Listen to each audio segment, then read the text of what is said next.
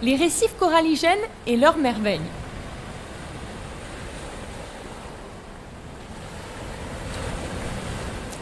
Dans les océans et les mers, la vie se concentre principalement autour et dans les multiples récifs. Si je vous parle de récifs, vous allez penser aux récifs coralliens et à un décor paradisiaque. Mais saviez-vous qu'il existe des récifs plus près de chez vous ?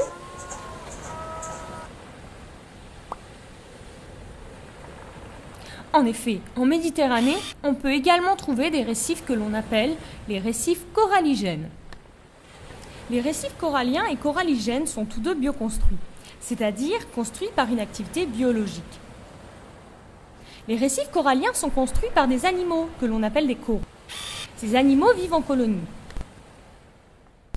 La colonie partage le même squelette calcaire. Chaque individu possède de nombreuses tentacules, au milieu desquelles se trouve leur bouche. Dans ces tentacules, des algues sont hébergées. Elles sont d'une grande aide pour trouver l'énergie nécessaire à la fabrication de leur squelette. Les coraux forment de belles et grandes structures qui hébergent de nombreuses espèces.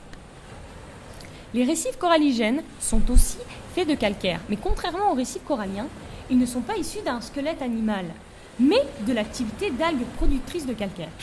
Celles-ci sont appelées algues calcaires. Ces algues sont très nombreuses et forment un groupe encore assez mal connu et difficilement différenciable pour les non-spécialistes.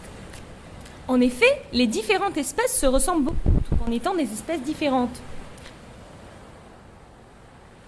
De forme étalée à encroûtante, on en trouve de plusieurs couleurs, violettes, rouges et même des roses.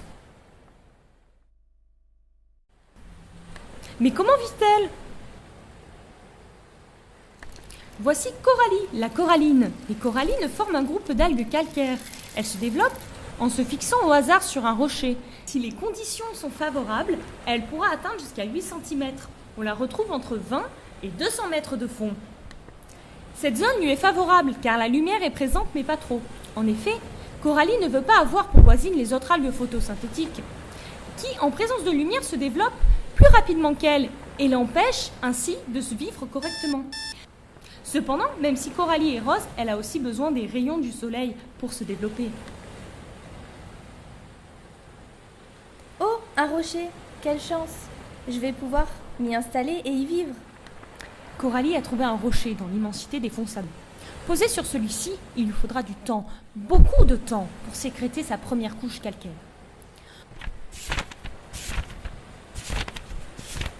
Au bout d'un an, une couche calcaire de 1 à 4 mm sera formée.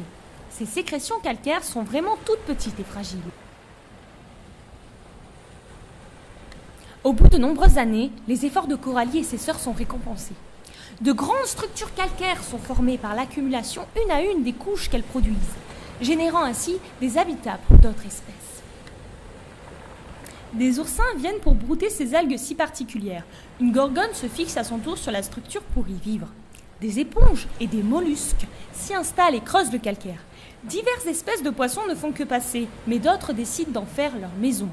Voyez-vous toutes ces couleurs ? C'est beau, mais regardons à l'intérieur. Vous voyez toutes ces galeries ? Elles ont été creusées par des organismes dits érodeurs, comme les mollusques et les éponges. Certaines sont occupées par des bivalves, des vers ou des poissons.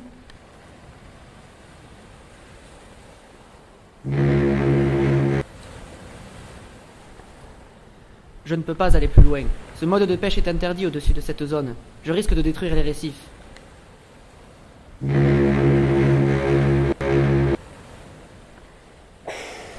Une éponge, sa texture est bizarre, c'est rigolo.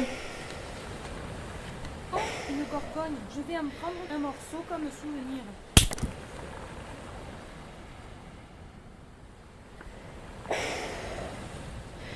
Oh, mais elle est morte cette éponge! C'est horrible! Le récif est tout abîmé.